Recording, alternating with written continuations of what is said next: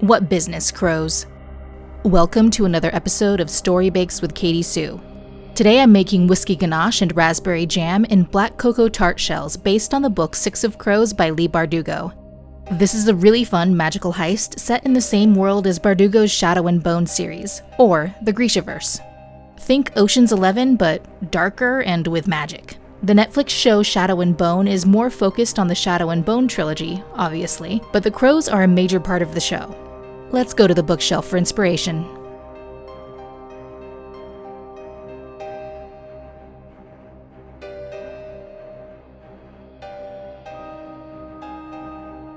Chocolate, more specifically hot chocolate, plays an important part in the criminal mastermind Kaz Brecker's life.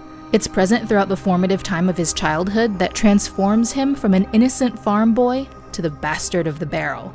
Whiskey is mentioned 9 times in Six of Crows and seems like a fitting drink in a place like the Barrel, where gambling dens and dangerous people abound. Blood, on the other hand, is mentioned 100 times.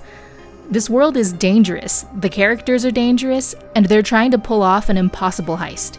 There's gonna be some blood, here represented by raspberry jam. Now, let's get to the baking. Today, I don't have to make dough because this is left over from the green or black tart I made. I moved it from the freezer to the fridge yesterday, and now it's all ready to roll out and put into the tart rings. There's a link to the green or black tart up in the corner if you want to check out the process. There have been mostly tarts on the channel, and the crust method is the same. This dough worked out well for both the chocolate theme and matching the book cover. Not only does it have a dark Oreo-like flavor, but you don't need any food coloring to get a nice black. After they've been baked and cooled, I'm going to brush a layer of dark chocolate on the inside of the tarts so that the filling doesn't make them soggy. I made some very similar raspberry jam for the basil raspberry cream puffs in the last video, but I used it all up, so here we go again. In a small saucepan, combine 150 grams of frozen raspberries and 110 grams of sugar. Bring it to a boil and cook it until it reaches 220 degrees Fahrenheit. Now, normally I would strain the seeds out, but the Grishaverse is a harsh world, and to me, nothing says adversity like seeds in your jam. So those texturally abhorrent suckers are staying in there. Cover and refrigerate it until we're ready to assemble the tarts. Every video seems to have its part that didn't go totally according to plan, and congratulations, we found it! To begin my chocolate work odyssey, I'm going to grab some dark chocolate.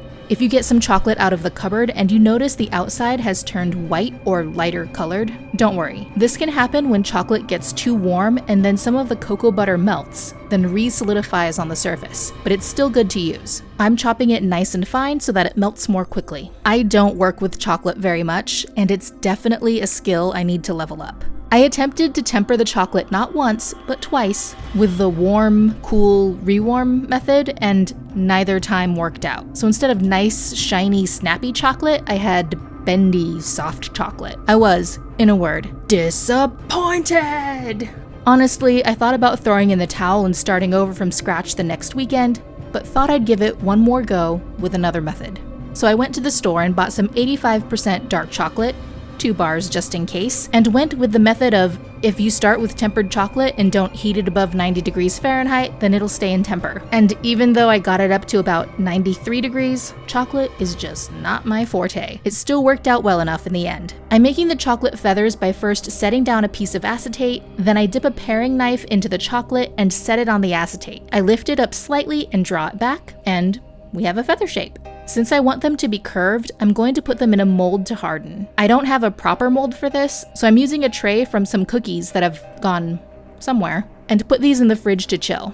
All in all, I'm going to wait until summer's over before I work with chocolate again. I don't like the summer. It's not conducive to baking.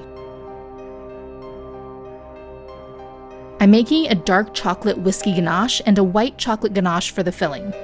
You'll notice that I'm reusing some of the chocolate from making the feathers. I have a total of 130 grams here. Then I'm going to add 100 grams of hot cream to the dark chocolate and 25 grams of the cream to 70 grams of white chocolate. Those will sit for about 5 to 10 minutes, then I'm going to stir them, starting with small circles in the center and working outwards until they're a nice, smooth ganache. Kerch, the island nation the crows call home, draws a lot of inspiration from the Dutch Republic.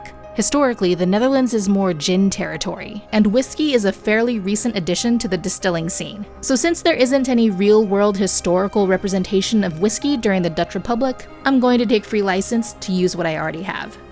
I'm adding about a tablespoon to the dark ganache and stirring it in along with some black food coloring, and I'm adding some white food coloring to the white chocolate ganache. The cover is made up primarily of grays and blacks, so I'm going to mix the ganaches so that I have black, dark gray, and a very light gray.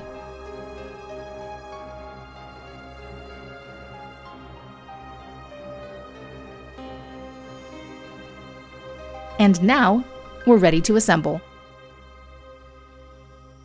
Alright, let's put it all together. First, I'm going to stir the raspberry jam to loosen it, then I'm putting a couple of dollops into the tart shells and spreading it out into an even layer. Next is the ganache, and I'm going to add some of each color in with a spoon. Really simple. I'm using more of the dark gray and black ganache, with the light gray as more of an accent. Then I'm using a toothpick to create some lovely swoopy swirls. I can reread the Six of Crows books anytime. I get the same kind of fun out of it as from a heist movie like Ocean's 11, like I mentioned earlier, or The Italian Job. There's just more magic involved, and everyone gets dirtier.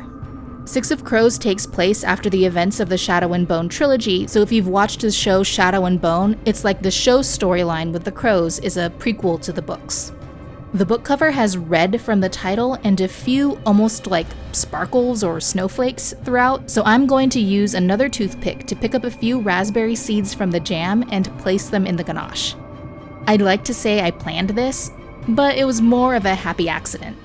Who knows? Maybe I should leave seeds in jam more often. I won't. After these have firmed up in the fridge, I'm popping the feathers off of the acetate and placing 2 in the center of each tart with some tweezers.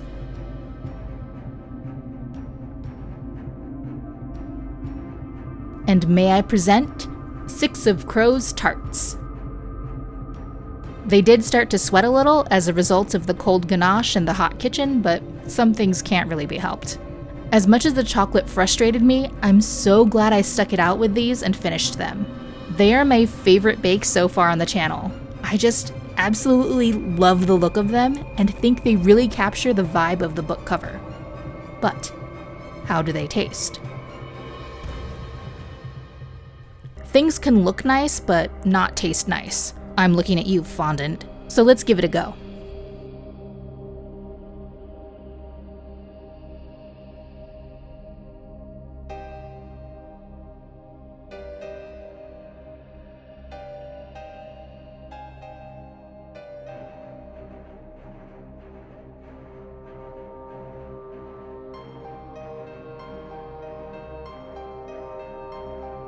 The components were all fairly simple here with the tart shell, ganache, and jam, and they worked together really nicely.